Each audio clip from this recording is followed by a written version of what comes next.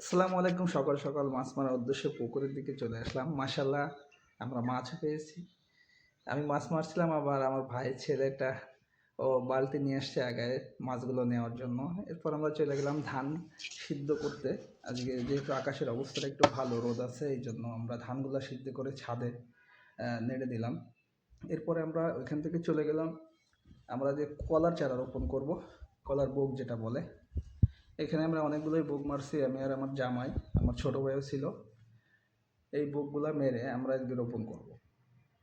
জামাই কলার বুকগুলো মারছিল আর আমি গাছগুলো সাইজ করে দিচ্ছিলাম।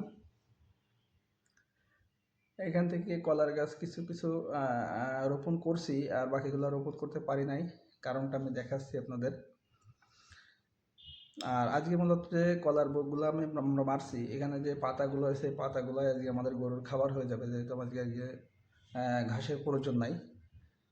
কলার গাছ লাগাতে পারে না, দেখেন কারণ হচ্ছে আকাশে হঠাৎ দিনের বেলায় রাত হয়ে গেছে, অর্থাৎ মেঘে ঢেকে গেছে, এই জন্য আমরা ধানগুলো আর